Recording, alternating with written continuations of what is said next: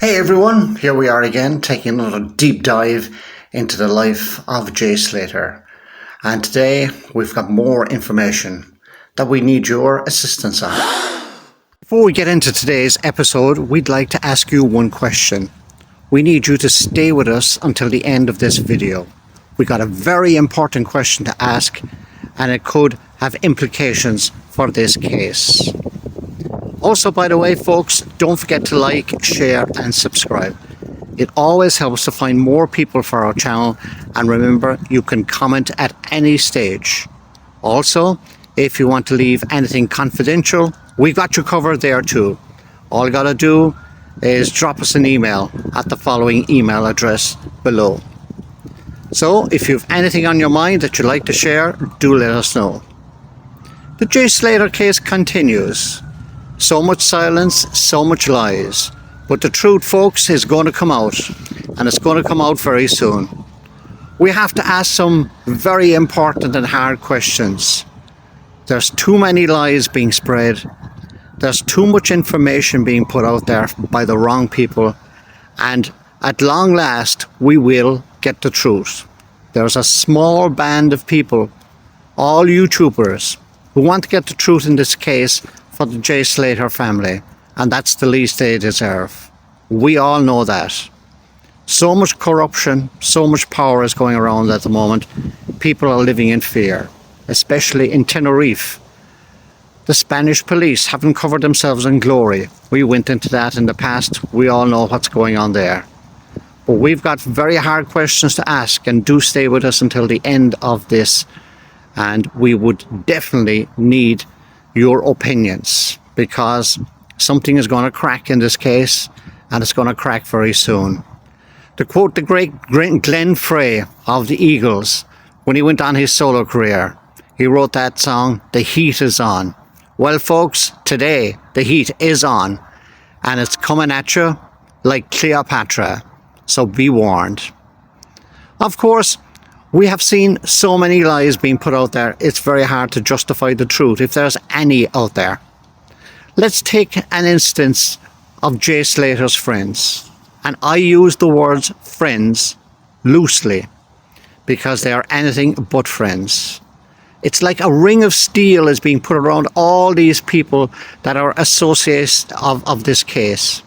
And we all know why that is. Money talks, power talks.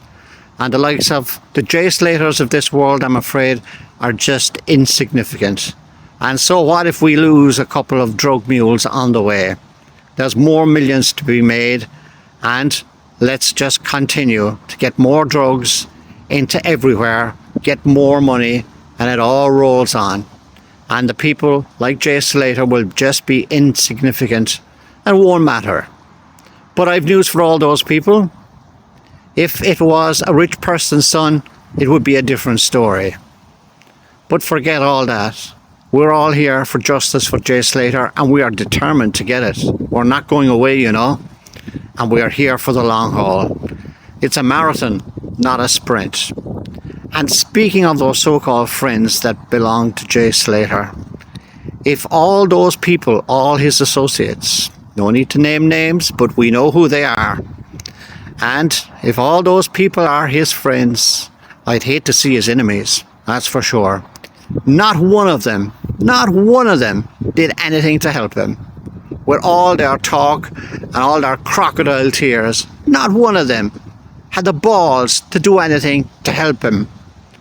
He was apparently a friend of theirs, but they did nothing.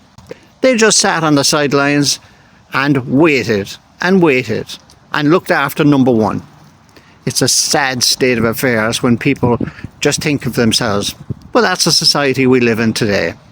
It's not only in this Jay Slater case, it's in every walk of life. We've all seen it.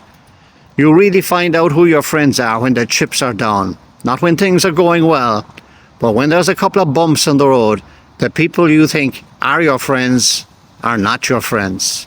And the people who are going to stick with you are really your friends that will be there for you no matter what. And I'm afraid you can always count those people in one hand. It's a shame, it's a tragedy, But that's, I'm afraid, is life nowadays. So what's the next step for the Jay Slater family?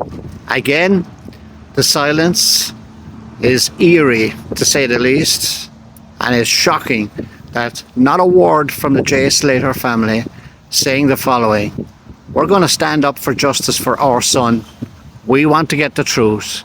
We want to get the people who are behind all this, get them to serve jail terms, and the longer the better, because we don't want to have another Jay Slater on our hands. They've yet to say that. Now, to be fair, Jay Slater's father has been vocal and has said that he wasn't happy at all with the Spanish police, what they did, and let's face it, who is happy with them? They are very questionable at the best of times. And here's one of the crucial things: the Spanish police turned down cooperation from the British police, which would have thrown a whole new different complexion to the case in its entirety. But the Spanish police, being told from their superiors at the top to have nothing to do with the British police, get the case solved as soon as possible, get it brushed under the carpet, get the autopsy done, and it'll be forgotten about. That, I'm afraid, folks, is the narrative. But what about the real story? And the real question to be asked here, because nobody has got the balls to ask it. And here it is. And we want your help on this, because remember, folks, everybody's opinion counts. We want everybody's opinion, not just the good. We want everyone, because we're very inclusive here. We're not going to filter out the bad comments for anyone. If they want to try and show us up, so they can. We've got nothing at all to hide. Our only agenda, and I keep saying this, is that we want to get the truth for the Jay Slater family. That's it. They deserve that at least, don't they? Every family does. They're grieving every day of the week, and lip service is not enough. They need the truth. And by the way, they need it now. They can't be kept waiting any longer. So my question to you today, and let's go down this rabbit hole because nobody else has got the balls to ask it. Looking at officials in all this case, and some are highly suspect. Let's look at, for instance, the autopsy. These are people in power. These are people who make statements that are never challenged. Should the autopsy be challenged? For a couple of reasons. Number one, the body was found something like a month. Is that a red flag? Number two, everyone claims they had found fingerprints. Is fingerprints a true reflection after that length of time for a body to be found? And thirdly, it's been put out there that there was documents and ID related to Jay Slater found near him where the body was. Now, do you find all this rather odd, or do you go along with what the officials say? Before you answer that, bear in mind that when the autopsy was done in the UK, and here's another red flag, it was just agreed. Nobody challenged it. Nobody said anything. Basically, they agreed with the findings in Tenerife. Do you find any of that rather odd? That's my question to you for today.